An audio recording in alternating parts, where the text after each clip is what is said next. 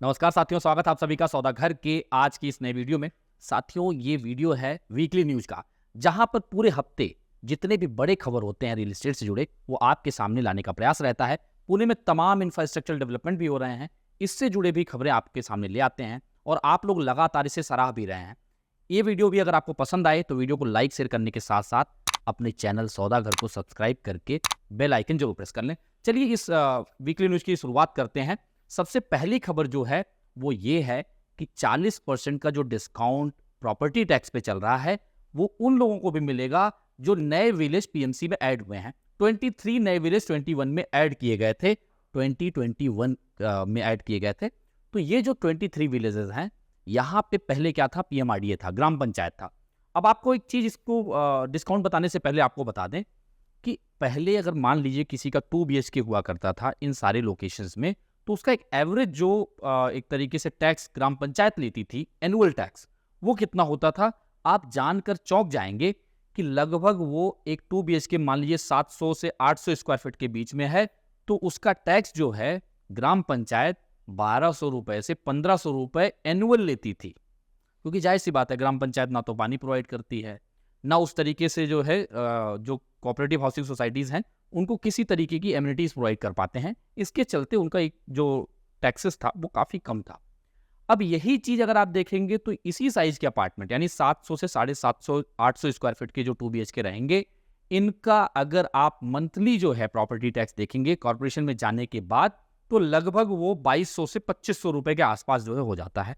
तो आप ऑब्वियस, अगर आपके साइजेस कम होंगे तो प्रॉपर्टी टैक्स भी थोड़ा कम हो जाएगा, ज्यादा होगा तो वो भी ज्यादा हो जाएगा। तो आप अंदाजा लगाइए, जो आप साल भर में देते थे 1200-1500 रुपए, अब वो हर महीने आपको 2200-2500 रुपए देने पड़ेंगे।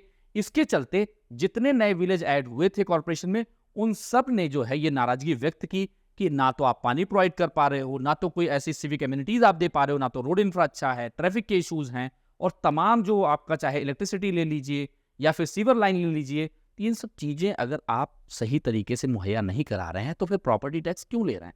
इसके चलते कॉर्पोरेशन ने डिसाइड किया कि इनको 40% डिस्काउंट दिया जाएगा और इसको अवेल करने के लिए PT3 फॉर्म को जो है फिल करना इंपॉर्टेंट हो जाएगा। इसे आप अभी स्क्रीन पे भी देख सकते हैं, इसका लिंक भी आपको नीचे डिस्क्रिप्शन में दे देंगे।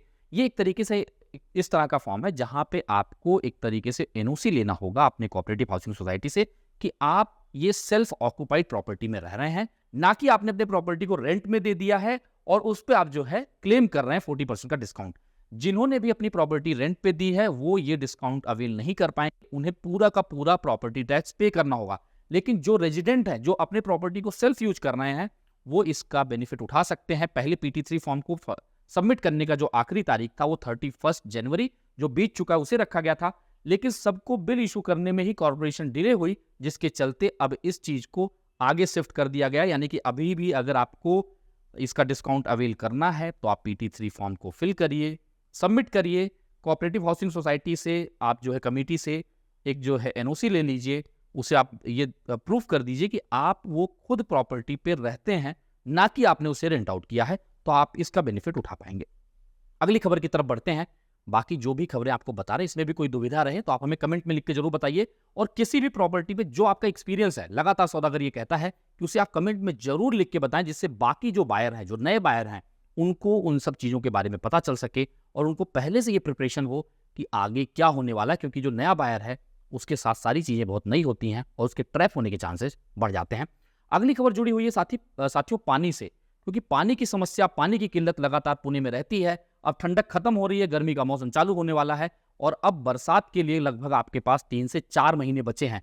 और अगर मान लीजिए इन 3-4 महीनों में जिस तरीके से पानी की समस्याएं बढ़ रही हैं, तो अब यहाँ पे जो नए प्रोजेक्ट बन रहे हैं उसके लिए प्लानिंग अथॉरिटी ने डिसाइड किया है, जिसकी जिम्मेदारी पुणे में अगर आप देखें तो PMRDO को दी गई है, Pune metropolitan regional development authority, जहां पे ये इनको इंश्योर करना होगा कि जितने भी नए अप्रूवल के लिए आ रहे प्रोजेक्ट, पहले देखा जाए कि उनके पास वाटर सोर्सेज क्या हैं, क्या वो सही तरीके से वाटर सोर्स को डिस्क्लोज कर रहे हैं। अगर कर रहे हैं तो ही उस प्रोजेक्ट को सैंक्शनिंग दी जाए।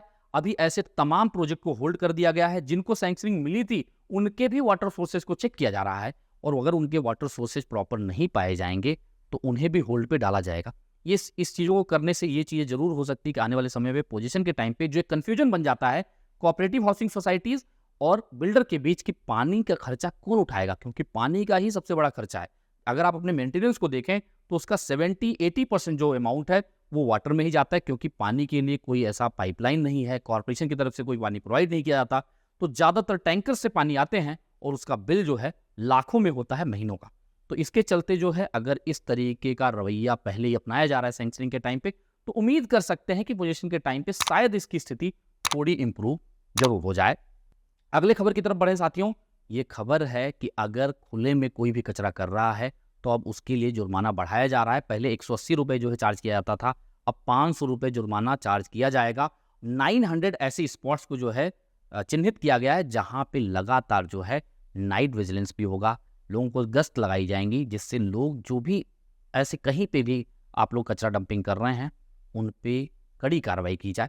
और आप लोग भी ऐसा कर सकते हैं, अगर आपको दिखता है कि कोई खुले में कचरा कर रहे हैं, लगातार जाके कहीं पे डंप कर रहे हैं, जो कि एक तरीके से सबके लिए असुविधा का कारण बनती है, तो उस केस में आप क्या कर सकते हैं, आप उनका फोटो लेके सोशल मीडिया पे जरूर डालें। क्योंकि देखिए, जब लोगों को ऐसा लगेगा कि एम्ब्रेसमेंट हो रहा है और कहीं ना कहीं से जो है ये सारी चीज़ें सर्कुलेट होंगी, तो लोग शर्मवश भी रुकेंगे कि ऐसी जगहों पे कचरा डंपिंग ना करें। यह भी एक अच्छी पहल हो सकती है जो हर कोई कर सकता है, क्योंकि अगर कहीं पे भी कचरा किया जा रहा है तो उससे सिर्फ समस्या बदबू की नहीं होती है, वहाँ पे तमाम चिड़िया भी रहती हैं, जानवर भी रहते हैं, जो वहाँ से चीज़ों को और जगह पे भी फैलाते हैं, जिससे तमाम तरह की जो है बीमारियां भी फैल सकती हैं। तो ये एक अच्छी पहल मानी जा रही है, लेकिन अभी इसे शायद अप्लाई करने में थोड़ा समय जरूर लग जाए। पर इसके लिए डिसाइड कर लिया गया है कि रात में भी जो है इसके विजिलेंस किए जाएंगे और ये आइडेंटिफाई किया जाएगा कि आखिर ऐसे जो स्पॉट्स हैं 900, वहाँ पे कौन कौन कचरे कर रहे हैं। साथियों, अगले खबर की तरफ बढ़ते हैं। ये खबर सबके लिए फक्र की है या शर्म की, ये हमें समझना होगा एज ए पुणेकर, क्योंकि पुणे जो है ग्लोबली 7th प्लेस पे आ चुका है ट्रैफिक प्रॉब्लम्स के मामले में। अगर एवरेज देखा जाए तो पुणे शहर में 10 किलोमीटर चलने के लिए 27 से 28 मिनट का समय लगता है। और ये काफ़ी लोगों को पता होगा, कई बार एक एक रेड लाइट पे लोग 15 से 20 मिनट निकाल देते हैं, क्योंकि ट्रैफिक की सही सुविधा नहीं होती या फिर लोग उस तरीके से रूल भी नहीं फॉलो करते हैं। अब आप जान के आपको हैरानी होगी कि भारत से 2 शहर हैं टॉप 10 में, और वो दोनों शहर में सबसे पहले जो है बेंगलोर है 6ठे नंबर पे, और उसके बाद पुणे का नंबर आ रहा है 7th में। और जो कार्बन इमिशन की अगर आप बात करें तो पुणे बेंगलोर से भी आगे है, और ये माना जा रहा है कि कहीं ना कहीं ट्री प्लांटेशन वगैरह को और ज़्यादा जो है प्रायोरिटी हमें देनी पड़ेगी। अगर इस सारे लिस्ट की नाम आप देखें तो सबसे पहले लंदन को रखा गया है, उसके बाद डबलिन है, टोरंटो है, मिलान है, लीमा है, और फिर जैसा हमने आपको बताया बेंगलोर और पुणे। अगर आप लंदन को देखें तो ये जो टॉप पे बना हुआ है, इसका कारण ये है कि यहाँ एवरेज 10 किलोमीटर को ट्रेवल करने के लिए 37 से 38 मिनट लगते हैं। तो कृपया करके आप लोग भी कोशिश करें कि ट्रैफिक रूल का जितना से ज़्यादा फॉलो आप कर सकें, हमें करना चाहिए। और जो ट्रैफिक पुलिस हैं उन्हें भी ये चीज़ इंश्योर करना होगा कि जो लोग भी ट्रैफिक रूल फॉलो नहीं कर रहे हैं उन पे कड़े से कड़े जुर्माने लगाए जाएं, हेलमेट भी मैंडेटरी किया जाए, और कहीं से भी रॉन्ग लेन पे जो चीज़ें चल रही हैं वो बंद होनी चाहिए, जिससे कि ये ट्रैफिक की समस्या कम हो, क्योंकि ये हम सबके लिए जरूरी है। अगले खबर की तरफ बढ़ते साथियों, ये खबर है मेट्रो से जुड़ा हुआ। ये मेट्रो लाइन जो आपकी है यहाँ सिविल कोर्ट से सीधा स्वारगेट तक की, जिसके बीच में अगर आप देखें तो बुधवार पेट, उसके बाद मंडई आ रहा है और फिर स्वारगेट आ रहा है। ये से इसका जो है ट्रायल कंप्लीट कर लिया गया है। इसमें जो बड़ी चीज़ है वो ये है कि ये पहली बार पूरे पुणे में मेट्रो को रिवर के नीचे से जो है अंडरग्राउंड ले जाया गया है, जो कि मुड़ा रिवर के नीचे से 100 फीट से ज़्यादा की गहराई में इसे ले जाया गया है। और इसके ट्रायल को लगभग 59 मिनट में जो है कंप्लीट किया गया है। अभी वैसे तमाम जो है स्टेशन पे काम बाकी है, चाहे आप बुधवार पेट की बात कर लीजिए, चाहे आप मंडई की बात कर लीजिए, चाहे आप स्वारगेट की बात कर लीजिए। यहाँ पे अभी जिस तरीके से काम चालू, ये बताया जा रहा है कि 3 से 4 महीने मिनिमम और लग सकते हैं। यानी आप ये उम्मीद कर सकते हैं कि इस साल के अंत के पहले तक इस लाइन का भी काम पूरी तरीके से कंप्लीट करके यहाँ पे मेट्रो फंक्शनल हो जाएगा। और जो यहाँ के 4 स्टेशन हैं, जो आपका वनाज यानी कि ईस्ट टू वेस्ट का जो मेट्रो लाइन है, इस पे ट्रायल कंप्लीट हो चुका है। और ये बताया जा रहा है कि इसे चालू करने में थोड़ा डिले जरूर हुआ है, पर इस मंथ में इसे फंक्शनल कर लिया जाएगा। तो मेट्रो के लिए अगर ये 4 मेट्रो स्टेशन जल्दी चालू कर दिए जाएं तो कहीं ना कहीं पुणे में जितने भी लोग सफर करने वाले हैं उनको काफी आसानी होगी, और जो नगर रोड पे ट्रैफिक है शायद उसमें भी कमी आ सकती है। साथियों, उम्मीद करते हैं आप सभी को सौदागर का प्रयास पसंद आ रहा है। आपके मन में कोई दुविधा है, कोई आपका विचार है, कुछ आप सुझाव देना चाहते हैं तो हमें कमेंट में लिख के जरूर बताएं। जल्द मिलेंगे एक नए वीडियो के साथ, एक नई इन्फॉर्मेशन के साथ। तब तक के लिए धन्यवाद, नमस्कार।